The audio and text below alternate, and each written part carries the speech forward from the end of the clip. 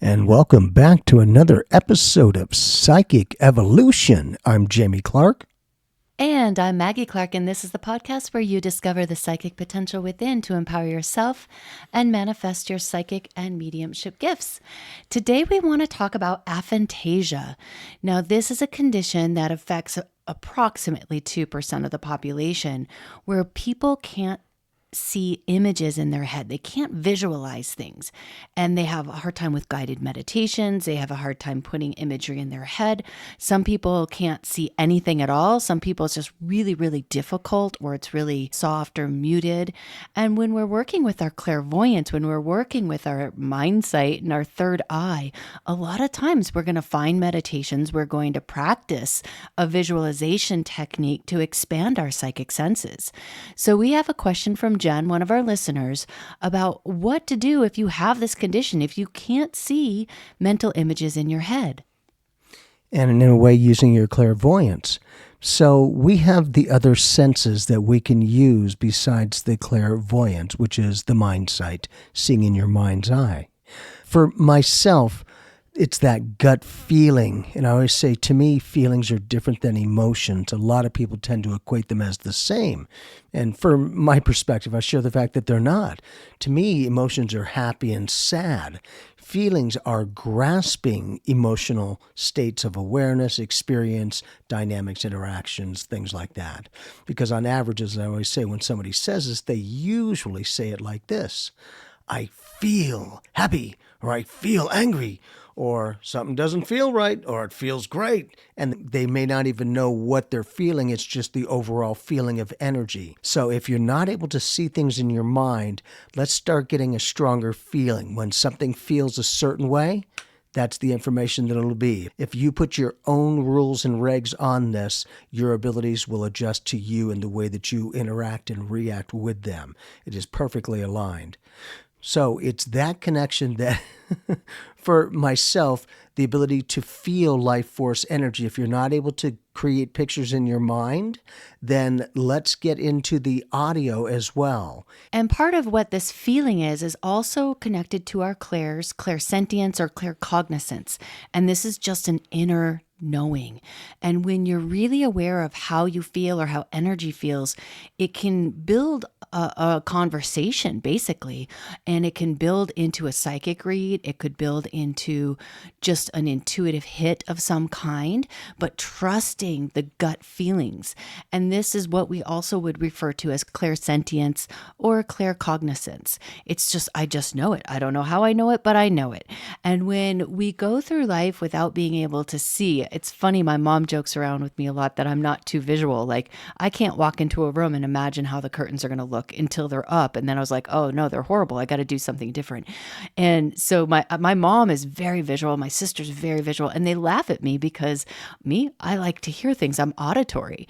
And so we all have strengths that we build in and that we play to, whether it's in our physical senses or our metaphysical senses. But when we really go into those feelings, the language of the soul, that is going to be claircognizance and clairsentience. It will speak volumes to you. All you have to do is learn to listen. When something feels a certain way, it'll usually play out that way. You get a reference of the feeling so that you don't feel like, oh, I'm feeling everything and I'm all emotional and over emotional, and all that kind of good stuff, which is great. However, for this to be practical with the abilities of those gut feelings, those energies of alignment, that you'll feel if something feels right in a productive way, or you'll more effectively hear what people say and feel what they mean. You know, if they're lining up and genuine, saying what they mean and mean what they say, or, did you mean? It's like, man, just say it. Have the conversation and communication. And if you don't see things in your head, you can definitely tap into your other senses, because all of a sudden they're more alert, they're more alive. You might hear things, you might feel things through your body that not a lot of people feel things in their body, but you might have more of a physical empathy because you're not seeing things. There is also clairtangency, clairaudience, clairgustance, aliens, the ability to smell and taste and hear. And we have done some episodes on clairaudience and clairtangency, and we've touched on, of course, clairgustance and aliens before as well. But when you are lacking one of the clairs, so to speak, or I wouldn't say they're lacking, but they're not as strong for you. What we do encourage is to build that. First, we want to work with the strengths. We want you to get really comfortable so that you're hearing more clearly, you're feeling things in your body, you can trust that clairsentience, that inner knowing. And once you do that, then we encourage you to build out some of the clairs that aren't as strong. We do this by going into our spiritual room. Of course, this is all a visual practice. So for you, it might be, what does it feel like? What does my spiritual room feel like? Not what does it look like? There's not a chair sitting there. I'm not going to sit in the chair because I can't see it. I can't see the computer screen in front of me, or I can't see the speakers, or I can't see the things to build a spiritual room. So then you're going to be building a spiritual room that is pure feeling. What does it feel like to be ultimately connected to the divine nature of who you are, to your guides, to your spirit teams? And then you can start opening up and asking yourself, your higher self, and whoever you're working with, your spirit team, to help activate the clairaudience or the clairtangency. Start working with some of your other clairs to get a trust that your spirit guides are working with you, to get a trust that you're receiving messages, that those intuitive hits you can really rely on. And as soon as you get into that field and you start building that relationship, then you can say, okay, well, show me one thing today, just one thing randomly throughout the day. Plop something in my brain that it's not going to be hard work for me to see, and then see if you can build it out. And I'm not guaranteeing that this could happen or will happen, but they're not exactly sure what causes aphantasia scientifically. So it could be the way that your brain is wired. It could be the structure of your brain. It could be, there's a lot of theories of what could happen. And going down a scientific road doesn't help us with our psychic development all the time. Sometimes it actually impedes it. So really look into what you're feeling and what you want to develop first and how to develop that. Because if you can't see things, you can definitely listen to Paul Santisi, which we've mentioned on the podcast, to hear voices from different areas. If you have headphones on, you got to do this. Go on YouTube, look up Paul Santisi. And it's a 3-dimensional, 5-dimensional type of thing where you're hearing voices from all around you. It moves. Yes, and you trace it, which is great. And as you're talking, I kind of equate the physical, metaphysical senses. Like if we're not able to see physically, more than likely, a lot of times the other senses will be activated even stronger. Same thing for the metaphysical senses. If you're not seeing things, again, work with the other attributes, the other tools and techniques, clairaudience, the clairsentience, the ability to feel life force energy, many other ways. You'll create your own way of reading energy, because one limitation can create a whole new visualization in a way of seeing things, life experience, those dynamics. And as Mag has shared, working with your team, they want to set you up for success, not failure. So they'll work with you the best that they can with your abilities, with your strengths, and if there is some weaknesses in those other modalities, that they can help you to realign and become even more effective at using those tools. And maybe instead of doing a guided imagery meditation where you're visualizing something, there are some guided meditations that have no visualization connected. Just tuning into your breath of life, focusing on your breath, focusing on moving energy through your chakra system, even I am meditations like I am beautiful, I am powerful, I am magnificent, I am whatever I am. And some of those might be better meditations to still the mind, to calm yourself, and to tune in to your own inner world, your inner guidance in a way that's a little bit more comfortable. Because if you can't see, if someone's like, well, imagine a tree, you're like, I can't imagine a tree. How frustrating is that? And we have gotten this question before, and how frustrating it can be. So don't use the things that frustrate you. These are things that can be encouraged to help build the muscle memory and to help visualize, but don't do it to the point where it's frustrating, because as soon as it's frustrating, we lose it all. We don't lose it all, but we get frustrated. We get out of our zen. We feel like we can't hear anything. We start doubting what we do have already in place.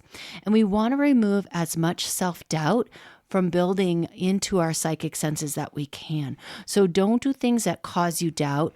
Don't continually do things that are frustrating. Put those to the side for when you have a patient day, or when you're really ready to tackle it in a time where it doesn't cause so much angst within you, because it can be extremely frustrating when we're developing something but we can't see or we can't taste or we can't feel, but it's what we really want.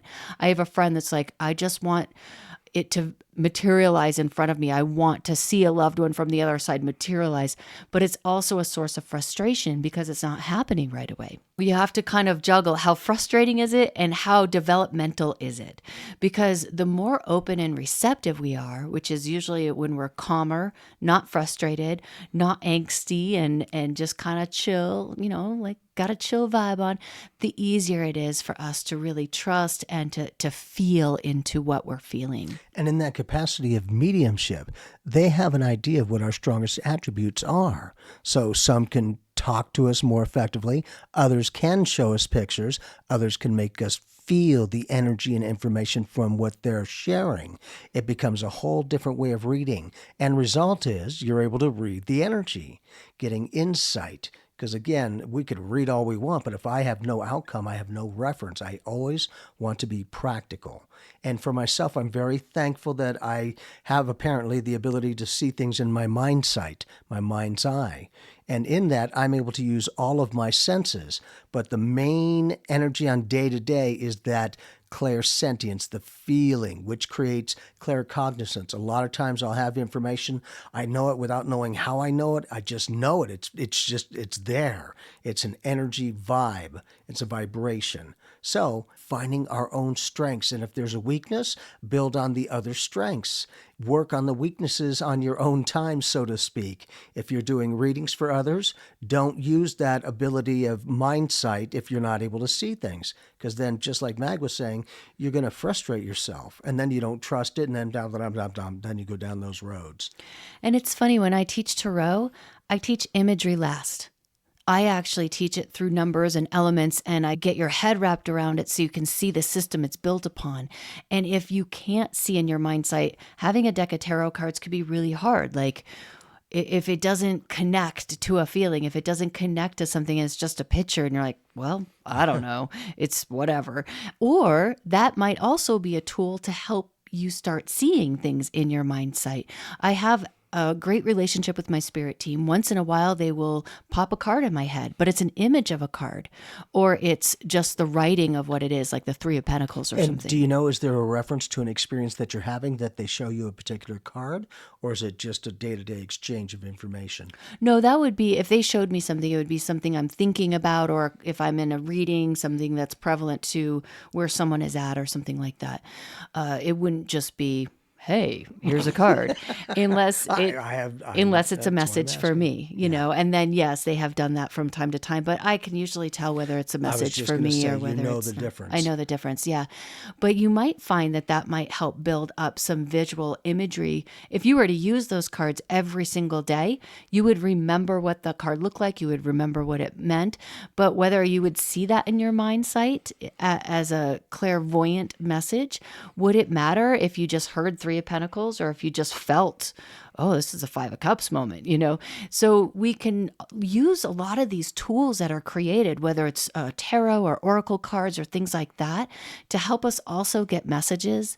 And as long as we don't have to focus on the images too much, and that's not the primary teaching of that tool that you're using, it could go a long way. And then some people that can't see full images will see shapes or figures. And then maybe digging into runes could be a really cool thing, because it's just a couple of lines, they're facing different directions and different patterns. So if you do see patterns in your mind sight, maybe using something like runes could build a relationship with that. And still, if you're not seeing anything, don't use the things that are visual. And I find that a lot of people that can't see I'm telling you, they have a really great connection to feeling things in their body.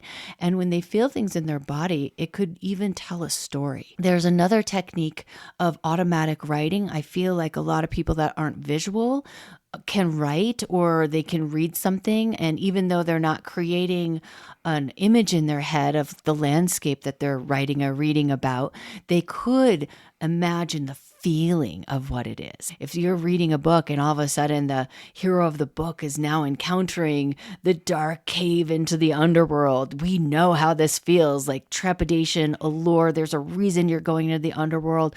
And then you could build a story around that. It doesn't have to be visual, but a lot of times automatic writing can trigger things to come up and out of you that aren't necessarily visual, but they're more auditory, or they're more of a sense or a feeling. Yep. And if you can put words to those, then you're building a language with your psychic senses. And the more you build that, the more comfortable and consistent you are. Yeah, it's really cool. So even if you're not seeing things, don't ever give up on developing your psychic evolution. Don't think that you can't evolve or you'll never see things, whether you will or whether you won't.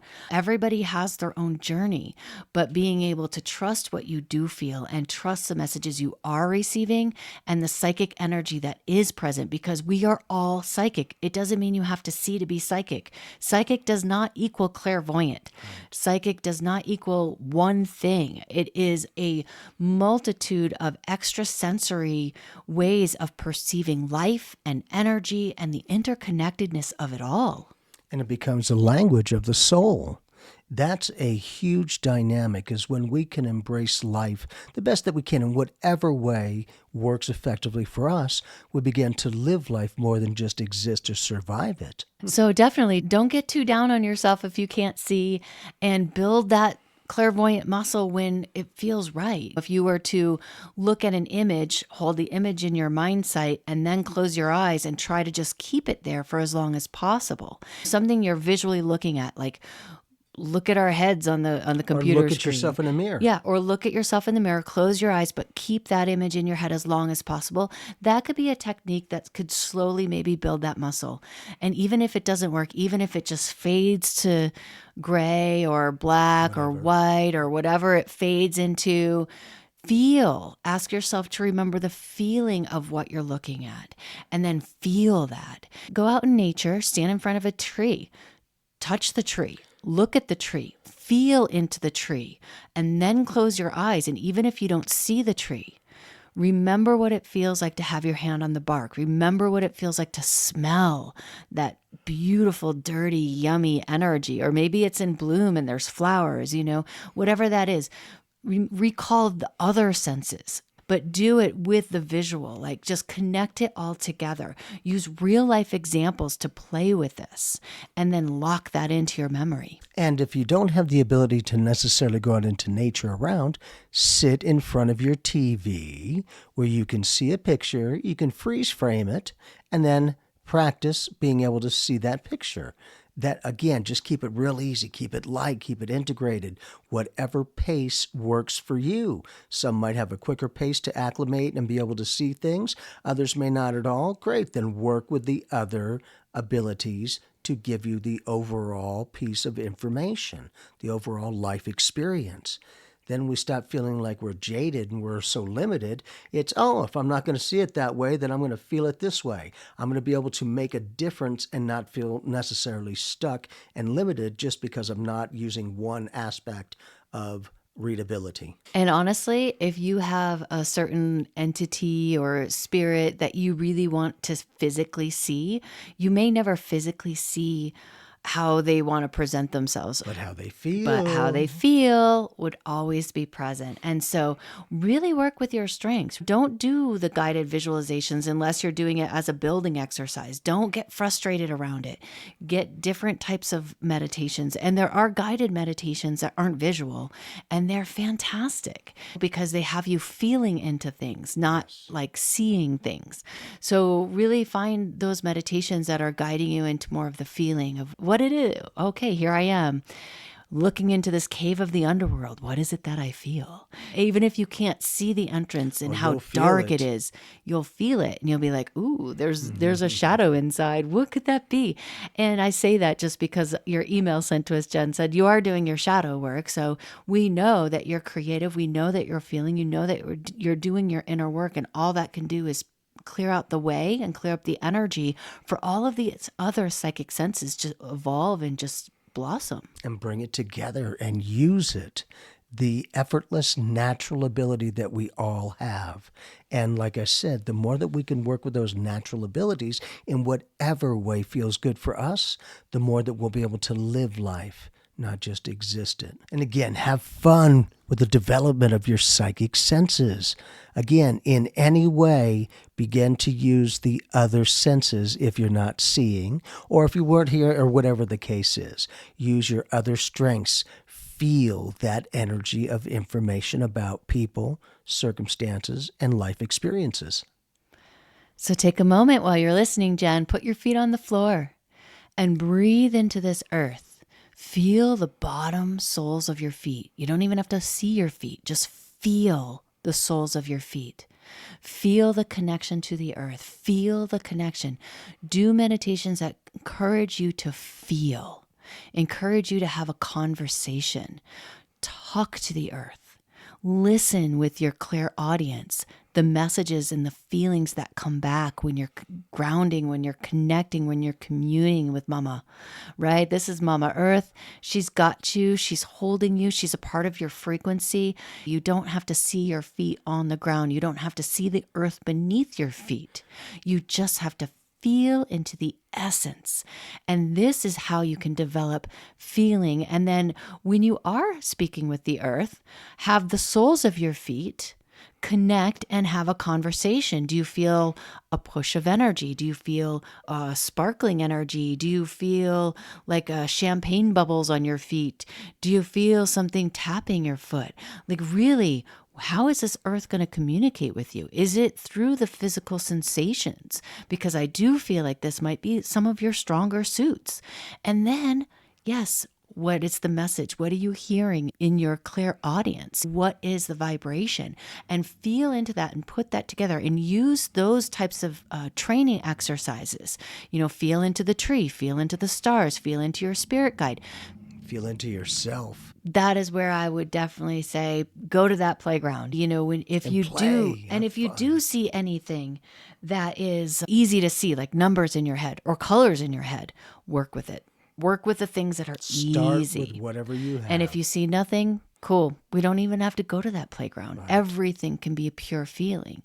When we think of people that grow up blind, sometimes they have an avid imagination and they see things in their mindset, and sometimes they don't. But it doesn't mean that they are not in tune with their surroundings. Remember, the Oracle of Delphi, a lot of times the oracles were blinded. You know, we have blindfolded oracles all the time through history for a reason. One, it takes them into their inner feeling, their inner sight. Even if it's not visual energy, it's feeling energy. And it takes the visual out. In some ways, you might actually get a clearer read because you're not distracted, because you can't see things, but you know when you feel things. Beautiful. And finding your own ways to read energy. It is all energy, light frequencies, and vibrations.